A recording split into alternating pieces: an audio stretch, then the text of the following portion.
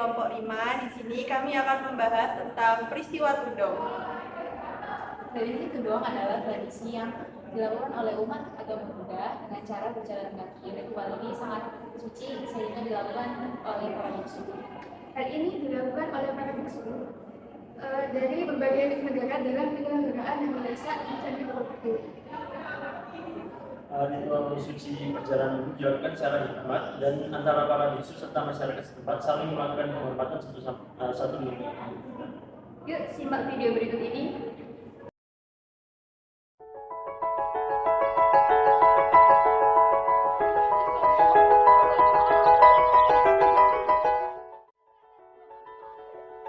Para biksu tersebut disambut oleh sejumlah tokoh Pekalongan hingga masyarakat sekitar. Ke-32 biksu berencana bermalam di kansus sholawat milik Habib Lutfi bin Yahya dan kemudian melanjutkan perjalanan keesokan harinya.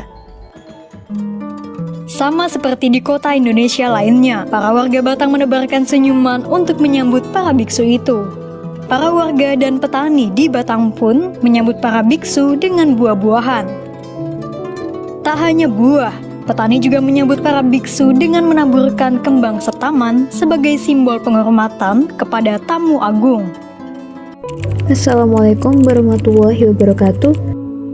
Shalom, Om Swastiastu, Namo Buddhaya, Salam Kebajikan. Saya Fals Baktiar dari Prodi Agroteknologi. Saya Beviona Helen dari Prodi Biologi. Saya Kania Triswanda dari Prodi Biologi. Saya Maria Ulfa dari Prodi Biologi. Saya Dini Wasila dari Prodi Biologi. Inilah analisis dari kami terhadap peristiwa Tudong. Analisis pertama, yakni dalam bingkai integrasi nasional, adanya peristiwa ini berpotensi dapat memperkecil gesekan antar umat beragama, terkhusus agama Buddha dan agama lainnya, sehingga kedepannya dapat menyatukan seluruh masyarakat dengan latar belakang agama yang berbeda-beda untuk dapat membangun negara dari segi sosial dan perekonomian.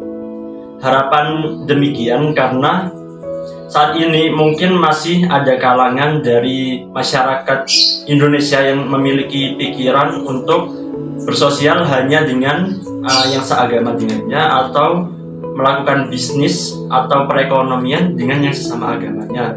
Nah, sehingga dengan adanya peristiwa ini dapat memperkuat dan memperjelas identitas nasional Indonesia yang terdiri dari beragam agama yang dapat hidup rukun dan tentram.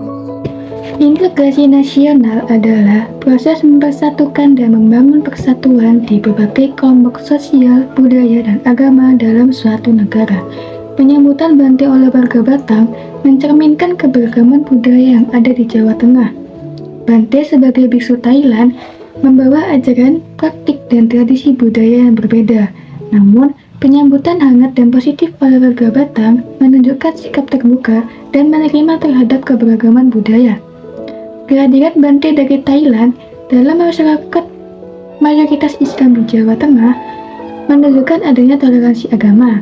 Hal ini merupakan contoh konkret dari integrasi nasional, di mana keberagaman agama diakui dan dihargai tanpa adanya konflik atau diskriminasi. Penyambutan Bante juga mencerminkan kolaborasi antar komunitas. Dalam penyambutan tersebut, warga Batang bekerja sama untuk menyambut kedatangan Bante dengan penuh antusiasme. Kolaborasi ini menguatkan ikatan sosial dan memperkuat persatuan masyarakat. Kolaborasi tersebut juga mencerminkan semangat gotong royong yang merupakan nilai budaya kuat dalam masyarakat Indonesia. Indonesia merupakan salah satu negara yang multikultural. Multikultural adalah masyarakat yang memiliki kebudayaan yang berbeda-beda. Dilampirkan berdasarkan berita yang kami mengambil bahwa berita ini merupakan salah satu konsep toleransi umat beragama yang disampaikan bahwa perbedaan agama, suku, dan ras sangat kita junjung tinggi nilainya.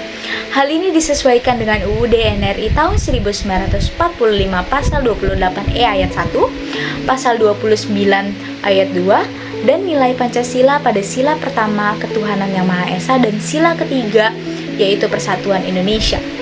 Negara Indonesia juga memiliki slogan yang dikenal dengan Bhinneka Tunggal Ika yang artinya berbeda-beda tetapi tetap satu jua. Hal tersebutlah ditunjukkan oleh masyarakat Kabupaten Batang yang ditunjukkan bahwa mereka memberikan makanan berupa buah-buahan dan menaburkan kembang setaman sebagai simbol penghormatan kepada para biksu yang telah datang dari berbagai negara untuk merayakan Hari Waisak di Candi Borobudur.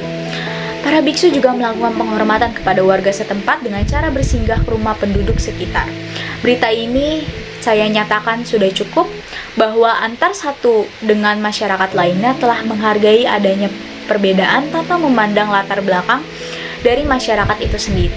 Berdasarkan peristiwa tersebut, banyak menimbulkan komentar dari warganet. Ada yang berkomentar positif, serta ada juga yang berkomentar negatif. Contoh dari komentar positif yaitu, mari kita jaga toleransi kepada semua agama agar dunia tahu betapa bersatunya bangsa Indonesia meskipun berbeda agama. Serta ada juga yang mengatakan, inilah wajah asli Indonesia dengan berbineka tunggal ika. Dari dua contoh komentar positif tersebut, kita dapat mengetahui bahwa sebenarnya masyarakat Indonesia memiliki kesadaran akan pentingnya sikap saling menghormati perbedaan agama. Pernyataan tersebut juga mengajak semua orang untuk menjaga dan memelihara sikap toleransi terhadap semua agama. Hal tersebut juga disesuaikan dengan Undang-Undang Dasar Negara Republik Indonesia tahun 1945 pada pasal 29 ayat 2 yang berisi tentang negara menjamin kemerdekaan bagi setiap penduduk untuk memeluk agamanya masing-masing dan untuk beribadah menurut agamanya serta kepercayaannya. Dan juga tentang slogan bangsa kita yaitu berbineka tunggal ika yang berarti berbeda-beda tetapi tetap satu jua.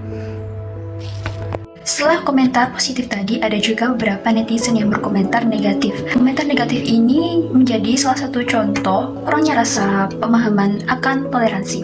Menurut saya, warga Indonesia ini sudah melaksanakan praktik baik tentang toleransi. Mereka mengambil foto, mereka mengambil video, itu tidak menjadi masalah karena bagi mereka ini adalah salah satu kejadian yang jarang terjadi.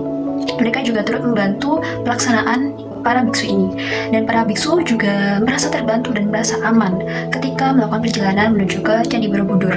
Tidak ada kegaduhan yang dilakukan oleh para biksu ini selama Candi Borobudur. Ada salah satu biksu yang diwawancarai dan dia mengatakan bahwa dunia saat ini memang sangat butuh akan toleransi.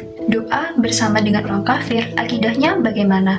Saya melihat sejak saya duduk di sekolah dasar sudah ada praktik-praktik doa bersama seperti halnya saat melaksanakan upacara bendera. Saat melaksanakan upacara bendera ini, pemimpin doa akan mengatakan bahwa berdoa menurut agama dan keyakinan masing-masing.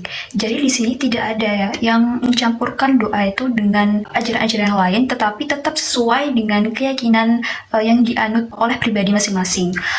Inilah yang dinamakan dengan toleransi, tidak mencampur adukan berbagai ajaran agama menjadi satu, namun tetap saling menghargai dan menghormati kepercayaan orang lain.